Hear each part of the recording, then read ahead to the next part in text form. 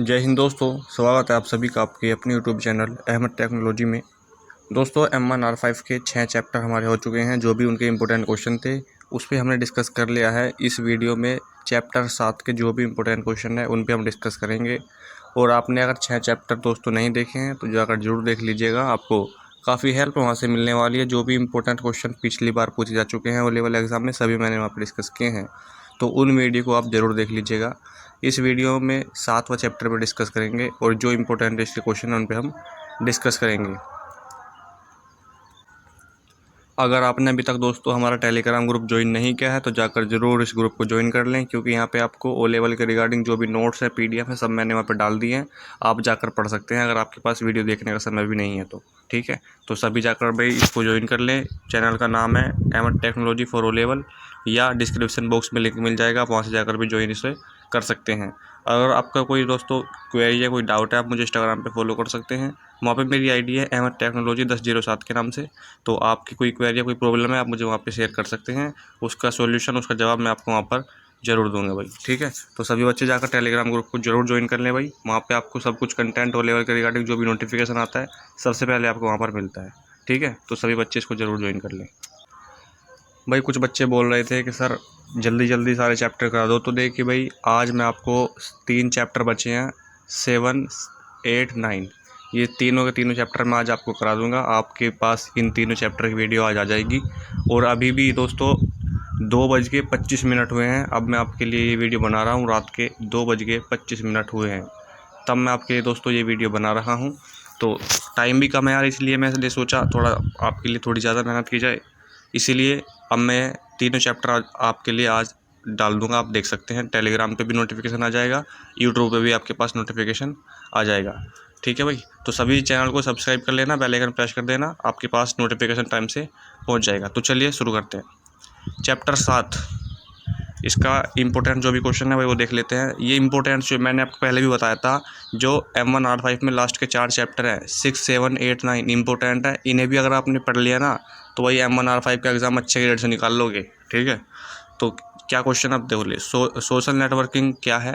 Social networking site के उदाहरण आपको यहाँ पर बतानी है। ठीक है भाई, सोशल नेटवर्किंग का मतलब इंटरनेट के माध्यम से लोगों को आपस में जोड़ना है। सोशल नेटवर्किंग का मतलब होता है इंटरनेट पर एक दूसरे से जुड़ना। ठीक है भाई, एक दूसरे से जुड़ना, एक दूसरे को जोड़ना। इंटरनेट पर सोशल मीडिया साइट का यूज़ आप अपने फ्रेंड, फैमिली, कस्टमर या सहकर्मियों के साथ जुड़े रहने के लिए करते हैं। सोशल नेटवर्किंग का use social purpose, business purpose या दोनों के लिए किया जा सकता है भाई। ठीक है, उसके बाद है example of social networking site. जैसे फेसबुक हो गया, सबसे पॉपुलर साइट है भाई। अगर पूछे सबसे प्रसिद्ध या सबसे पॉपुलर साइट सोशल नेटवर्किंग की तो फेसबुक आंसर हो जाएगा, MCQ में आ जाएगा क्वेश्चन। उसके बाद इंस्टाग्राम भी, अब ये भी थोड़ा फेमस हो रहा है। लिंक्डइन हो गया, यहाँ पे आपको जॉब भी मिल जाती है, जॉब सर्च भी कर सकते हैं। ट्विटर हो गया, यूट्यूब हो गया, ये सब क्या है आपकी सोशल नेटवर्किंग साइट है भाई। ठीक है, क्या है, सोशल नेटवर्किंग साइट है। इनके बारे में अगर आप कहेंगे तो एक वीडियो बना दूंगा लॉन्ग क्वेश्चन की। अदरवाइज़ आप खुद ही इनके बारे में एग्जाम में लिख सकते हैं, अगर ये क्वेश्चन आता भी है तो सब इनसे सहमत होते हैं। ठीक है भाई, उसके बाद है नेटिकेट क्या है। नेटिकेट दोस्तों एक एटिक्यूट से मिलकर बना है, जिसका अर्थ इंटरनेट शिष्टाचार है। क्या है, इंटरनेट शिष्टाचार है। जिस तरह शिष्टाचार समाज में विनम्र और अच्छे व्यवहार को दर्शाता है, वैसे ही नेटिकेट इंटरनेट पर अच्छे और विनम्र व्यवहार को प्रदर्शित करता है। नेटिक्वेट ऑनलाइन कम्युनिकेशन के पहलुओं में शामिल है, जैसे email, social media, online chat, website, comment, online communication आदि। ठीक है भाई, ये इसका आंसर हो जाएगा। उसके बाद है ई कॉमर्स की मूल बातें और ई कॉमर्स मॉडल के प्रकार क्या हैं, ये आपको यहाँ पे बताना है। ई कॉमर्स से भी क्वेश्चन एग्जाम में आता है। इलेक्ट्रॉनिक कॉमर्स इसको बोलते हैं, जैसे ईमेल हो गया, इलेक्ट्रॉनिक जो भी, जैसे ई होता है ना, ई के बाद जो भी है इसका मतलब होता है इलेक्ट्रॉनिक। ठीक है, इलेक्ट्रॉनिक कॉमर्स, इलेक्ट्रॉनिक मेल, ये सब होता है।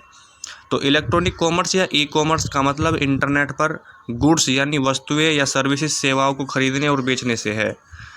ई कॉमर्स की शुरुआत 11 अगस्त 1994 में 1994 में नेट मार्केट नामक एक वेबसाइट से हुई थी।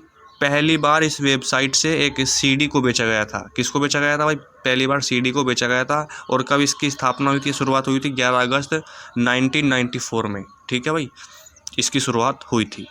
Types of e commerce model. यहाँ पे आपको ये भाई याद रखना है। B2C का मतलब होता है बिजनेस टू कस्टमर, यानी बिजनेस जो है जो बड़े व्यापारी या छोटे व्यापारियों को बेचते हैं, कस्टमरों को बेचते हैं। B2B का मतलब होता है, इनकी फुल फॉर्म भी पूछता है कि क्या मतलब होता है, बिजनेस टू बिजनेस। B2B का मतलब होता है व्यापारी अपने आप आपस में व्यापार करते हैं, व्यापारी बड़े व्यापारी आपस में व्यापार करते हैं। उसके बाद आता है C2C, कस्टमर टू कस्टमर। उसके बाद आता है C2B, कस्टमर टू बिजनेस, यानी जो कस्टमर होते हैं वे व्यापारियों से बेचते हैं। उसके बाद आता है B2A, बिजनेस टू एडमिनिस्ट्रेशन। और उसके बाद आता है C2A, कस्टमर टू एडमिनिस्ट्रेशन। ये कुछ मॉडल होते हैं उसके ई-कॉमर्स के, तो ये भी आपको याद रखना है, इनकी फुल फॉर्म MCQ में पूछ लेता है। उसके बाद है ISP क्या है और ISP की क्या भूमिका है। इसका एक क्वेश्चन मैंने आपको चैप्टर 6 में भी कराया था, इंटरनेट सर्विस प्रोवाइडर। तो ISP का पूरा नाम इंटरनेट सर्विस प्रोवाइडर है। इंटरनेट सर्विस प्रोवाइडर एक कंपनी है जो कस्टमर या यूज़र को इंटरनेट प्रोवाइड करती है। ISP को 3 भागों में डिवाइड किया गया है, Tier 1, Tier 2, Tier 3। ये मैंने आपको पिछले वीडियो में बताया भी था। रोल ऑफ ISP, मतलब ISP की भूमिका क्या है, ISP क्या करता है। ISP एक माध्यम है जो इंटरनेट से जुड़ने के लिए सर्विस प्रोवाइड करता है। क्या करता है भाई, सर्विस प्रोवाइड करता है।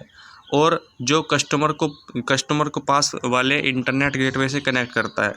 ISP अपने कस्टमर को इंटरनेट से कनेक्ट करने के लिए एक मोडेम प्रोवाइड करता है। ISP वर्ल्ड वाइड वेब यानी WWW के यूज़र के लिए इंफॉर्मेशन सर्विस को जोड़ता है। यह यूज़र को इलेक्ट्रॉनिक मेल यानी ईमेल की सर्विस को यूज़ करने की परमिशन भी देता है। ISP यानी इंटरनेट सर्विस प्रोवाइडर अपने कस्टमर के लिए एंटीवायरस सिस्टम एप्लीकेशन लागू करके वायरस के प्रसार से सिक्योरिटी प्रोवाइड करता है। ISP कस्टमर के लिए वेब होस्टिंग का क्वेश्चन आया था 5 नंबर में। एक वेब होस्टिंग क्या है, ईमेल सर्विस। इसके लिए मैंने एक वीडियो बना दिया भाई, वेब होस्टिंग क्या है। सर्विस डोमेन नेम का मैनेजमेंट भी करता है, ठीक है, ये इसका भूमिका हो जाएगी। क्वेश्चन नंबर 5, प्रोटोकॉल क्या है। SMTP प्रोटोकॉल और POP प्रोटोकॉल की व्याख्या करनी है, आपको यहाँ पे एक्सप्लेन करना है इन दोनों प्रोटोकॉल को। प्रोटोकॉल भी इंपॉर्टेंट है भाई, SMTP हो गया, POP3 हो गया, FTP हो गया, HTTP हो गया, ये सभी प्रोटोकॉल आपके लिए इम्पोर्टेंट है, इनको आप याद कर लेना। जो मैं बता रहा हूँ इनको भी आप याद कर लेना। प्रोटोकॉल एक तरह के सेट ऑफ रूल है, नियमों का समूह, उसको ही प्रोटोकॉल बोलते हैं, जो डिजिटल कम्युनिकेशन में यूज़ किए जाते हैं। प्रोटोकॉल के द्वारा ही यह डिसाइड होता है कि कंप्यूटर नेटवर्क पर डाटा कैसे ट्रांसमिट होगा और कैसे रिसीव होगा। कंप्यूटिंग में प्रोटोकॉल को डिजिटल लैंग्वेज भी कहा जाता है। इनके बिना हम इंटरनेट पर एक दूसरे से संवाद नहीं कर सकते और न ही डाटा को एक कंप्यूटर से दूसरे कंप्यूटर में ट्रांसफ़र कर सकते हैं। SMTP और POP3 में क्या अंतर है वो अब हम देख लेते हैं। SMTP का फुल फॉर्म सबसे पहले आपको पता होना चाहिए, सिंपल मेल ट्रांसफ़र प्रोटोकॉल इसका फुल फॉर्म होता है। सिंपल मेल ट्रांसफ़र प्रोटोकॉल का उपयोग मेल को सेंड करने के लिए किया जाता है। किसको, मेल को। अगर पूछे फाइल को ट्रांसफ़र करने के लिए किस प्रोटोकॉल का यूज़ करते हैं तो FTP आंसर होगा, फाइल ट्रांसफ़र प्रोटोकॉल, ठीक है। और मेल प्राप्त करने के लिए POP3 का, इसका भी आपको बताऊंगा अभी। तो मेल को सेंड करने के लिए यूज़ किया जाता है ये। SMTP पोर्ट 25 पर काम करता है। अगर इसका पोर्ट नंबर पूछे तो 25 इसका पोर्ट नंबर हो जाएगा। उसके बाद है POP3 पोस्ट ऑफिस प्रोटोकॉल, इसकी फुल फॉर्म होती है। ये वर्जन 3 में है, इसलिए इसको POP3 के नाम से जाना जाता है। POP3 एक क्लाइंट सर्वर प्रोटोकॉल है जिसका काम इंटरनेट पर उपलब्ध मेल सर्वर में से मेल को डाउनलोड कर क्लाइंट के मेल सॉफ्टवेयर तक पहुंचाना होता है। मेल प्राप्त करने के लिए POP3, मेल भेजने के लिए SMTP।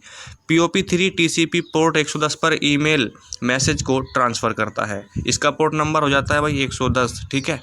तो ये आपको याद रखना है, POP3 और SMTP में क्या अंतर है। इसका एक अभी इम्पोर्टेंट और बताता हूँ आपको। देखिए यहाँ से आपके लिए ये भी भाई इम्पोर्टेंट है, ठीक है। चलिए यहाँ से ही देख लेते हैं। टाइप्स ऑफ ई गवर्नेंस के बारे में आपको थोड़ा जानकारी होना चाहिए, एग्ज़ाम के लिए इम्पोर्टेंट है। G2G का मतलब होता है भाई गवर्नमेंट टू गवर्नमेंट, जहां इंफॉर्मेशन का आदान प्रदान गवर्नमेंट के बीच में यानी सरकार के बीच में किया जाता है। जैसे सेंट्रल गवर्नमेंट हो गया, स्टेट गवर्नमेंट हो गया, इन दोनों के बीच में सूचनाओं का आदान प्रदान को ही G2G बोला जाता है। ठीक है भाई। उसके बाद दूसरा पॉइंट है G2C, ये ई गवर्नेंस के प्रकार बता रहा हूँ आपको। गवर्नमेंट टू सिटीजन, ठीक है, सरकार से नागरिक। इसके माध्यम से नागरिक यानी सिटीजन गवर्नमेंट के साथ सीधे जुड़ते हैं और अपनी बात गवर्नमेंट तक पहुंचा सकते हैं तथा गवर्नमेंट द्वारा दी जाने वाली विभिन्न सार्वजनिक सेवाओं को आसानी से प्राप्त कर सकते हैं। ठीक है। उसके बाद तीसरा पॉइंट है G2B, गवर्नमेंट टू बिजनेस। इसमें ई गवर्नेंस बिजनेस क्लास को गवर्नमेंट के साथ सिंपल तरीके से बातचीत करने में हेल्प करता है। इसका उद्देश्य, इसका जो पर्पज़ है, बिजनेस के माहौल में और गवर्नमेंट के साथ बातचीत करते समय स्पष्टता स्थापित करना है। 4 पॉइंट है इसमें G2E, गवर्नमेंट टू एम्प्लॉयज़। यह गवर्नमेंट और उसके कर्मचारियों के बीच कुशलता और तेज़ी से कंटेक्ट बनाने में हेल्प करता है भाई। ठीक है। ये हो गए इसके ई गवर्नेंस के प्रकार। अब ई गवर्नेंस सर्विसेज आपको थोड़ा जान लेना चाहिए। जैसे पासपोर्ट हो गया भाई, ORS हो गया, इसके बारे में थोड़ी जानकारी होना चाहिए आप। इंडियन रेलवे भी इसकी एक सर्विस होती है, इंडियन रेलवे और टूरिज्म कॉरपोरेशन, IRCTC इसको बोलते हैं। इसकी फुल फॉर्म लिखे हैं यहाँ पे, Indian railway catering and tourism corporation, IRCTC की शुरुआत कब हुई थी, ये भी इम्पोर्टेंट है। 27 सितंबर 1999 को हुई थी, 1999 को हुई थी भाई। यह 3 अगस्त 2002 को पूरी तरह से परिचालन में आया। IRCTC ने भारतीय रेलवे के विकास में अति महत्वपूर्ण भूमिका निभाई है। IRCTC पर ई टिकटिंग सर्विस स्टार्ट होने पर, यानी ई टिकटिंग का मतलब है इलेक्ट्रॉनिक, अपने घर से ही अब टिकट बुक कर सकते हैं। स्टार्ट होने पर पहले दिन पूरे देश में केवल 27 टिकट बुक हुए थे। जब दोस्तों जो ऑनलाइन टिकट बुक करने का सिस्टम चालू हुआ था रेलवे का, 27 टिकट केवल उस दिन बुक हुए थे, पहले दिन जब ये ऑनलाइन हुआ था। ये आपको भी याद रखना है। ठीक है। IRCTC के माध्यम से इंडियन रेलवे के ई टिकट बुक करने के लिए www.irctc.com इन पे आपको जाना है, या IRCTC ऐप के जरिए ये आप इंस्टॉल भी कर सकते हैं प्ले स्टोर से, मोबाइल फ़ोन से बुक किया जा सकता है। IRCTC पर ऑनलाइन पेमेंट करने के कई तरीके अवेलेबल हैं, जैसे credit card, debit card, e-wallet, net banking, UPI। आप किसी से भी पेमेंट कर सकते हैं और अपना टिकट वहाँ से बुक करा सकते हैं। 1 नवंबर 2014 से रेल मंत्रालय द्वारा अनरिजर्व यानी अनारक्षित टिकट की ऑनलाइन बुकिंग के लिए unreserve ticketing system UTS app launch किया गया है। इसके जरिए जनरल टिकट, सीजन टिकट और प्लेटफॉर्म टिकट की बुकिंग की जा सकती है। दूसरा जो सबसे इम्पोर्टेंट है पासपोर्ट है भाई। पासपोर्ट से आता है कि कितने पासपोर्ट ऑफिस भारत में है, MCQ में पूछता है। पासपोर्ट एक लीगल डॉक्यूमेंट है। इसका यूज विदेश में यात्रा करने के लिए किया जाता है। इसको आप सभी जानते हैं। पासपोर्ट को जिस देश में व्यक्ति रहता है उसके द्वारा बनाया जाता है। यह पासपोर्ट विदेश यात्रा के वक्त व्यक्ति की पहचान तथा उसकी नागरिकता को बताता है। एक पासपोर्ट में पर्सन का नाम, डेट ऑफ बर्थ, पर्सन की फ़ोटो और उसके सिग्नेचर होते हैं। इन सब के अलावा पासपोर्ट में पर्सन की आइडेंटिफिकेशन के लिए और भी इंफॉर्मेशन होती है। उनके माता पिता का नाम भी उसमें होता है, जन्म स्थान भी लिखा होता है उसमें। ठीक है। विदेश मंत्रालय, ministry of external affair, MEA, देश भर में 36 पासपोर्ट ऑफिस, अब मेरे हिसाब से तो 37 पासपोर्ट ऑफिस हैं भारत में। एक बार चेक कर लेना गूगल पे, 37 मुझे लगता है, अभी 37 है। ठीक है। तो इसमें 36 लिखा है, इस अभी तक 36 पढ़िए। 36 passport office, 424 post office, passport सेवा केंद्र यानी POPSK और विदेश में 190 इंडियन मिशन नेटवर्क के माध्यम से भारतीय नागरिकों को पासपोर्ट जारी करने के लिए सर्विस उपलब्ध कराते हैं। पासपोर्ट का जो आवेदन है ऑनलाइन विदेश मंत्रालय की ऑफिशियल वेबसाइट, इस पे से आप जाकर इसका आवेदन कर सकते हैं और अपना पासपोर्ट बनवा सकते हैं। ठीक है। उसके बाद है ORS क्या है जी, ये आपसे पूछा है। ORS, e hospital online registration system, ORS की फुल फॉर्म होती है। पूछी गई थी O लेवल एग्जाम में 2021 में। ठीक है। एक ऑनलाइन पोर्टल है जिसकी शुरुआत 1 जुलाई 2015 में हुई थी। ORS पोर्टल के माध्यम से नागरिक यानी सिटीजन इंडिया के विभिन्न राज्यों और केंद्र के अस्पतालों में ऑनलाइन एप्लीकेशन करा सकते हैं। आप इस सर्विस के माध्यम से PDP बुकिंग, लैब रिपोर्ट और किसी भी गवर्नमेंट हॉस्पिटल में ब्लड अवेलेबिलिटी की इन्फॉर्मेशन ऑनलाइन प्राप्त कर सकते हैं। ठीक है। उसके बाद सबसे जो इम्पोर्टेंट आता है लास्ट है उमंग। उमंग क्या है? ठीक है। उमंग क्या है, इसकी फुल फॉर्म सबसे इम्पोर्टेंट है भाई। उमंग ऐप एक मोबाइल ऐप है जिसे डिजिटल इंडिया के तहत भारत में ई गवर्नेंस चलाने के लिए बनाया गया है। उमंग ऐप को इलेक्ट्रॉनिक्स और सूचना प्रौद्योगिकी मंत्रालय मैटी एवं national e governance division NEGD द्वारा विकसित किया गया है। उमंग की फुल फॉर्म सबसे इंपॉर्टेंट है। उमंग की जो फुल फॉर्म होती है unified mobile application for new age governance, जिसकी फुल फॉर्म होती है। इसे नवंबर 2017 में लॉन्च किया गया था। उमंग ऐप 13 इंडियन लैंग्वेज में अवेलेबल है। आप उमंग ऐप को 13 भाषाओं में यूज़ कर सकते हैं, ठीक है। आप मुझे 3 से 4 लैंग्वेज कमेंट में बताना है कौन कौन सी लैंग्वेज है भाई, ठीक है। हिंदी इंग्लिश तो है ही, और भी बताना आप। 13 लैंग्वेज में इसको यूज़ भी कर सकते हैं। उमंग ऐप एक ऐसा एप्लीकेशन है जिसका यूज़ कई ई गवर्नेंस सर्विस जैसे आधार सेवा, Bharat gas, digi locker, passport सेवा, यहाँ पे आपको दोस्तों 100 से भी ज़्यादा सेवाएँ मिल जाती हैं भाई, ठीक है, आदि के लिए किया जाता है। Umang service mobile application web IVR interact voice response, IVR की फुल फॉर्म होती है भाई, ठीक है, इंटरेक्टिव वॉइस रिस्पॉन्स, और SMS जैसे कई चैनल पर उपलब्ध कराई गई है, जिसे स्मार्टफोन फीचर, फ़ोन, टैबलेट और डेस्कटॉप के माध्यम से एक्सेस किया जा सकता है।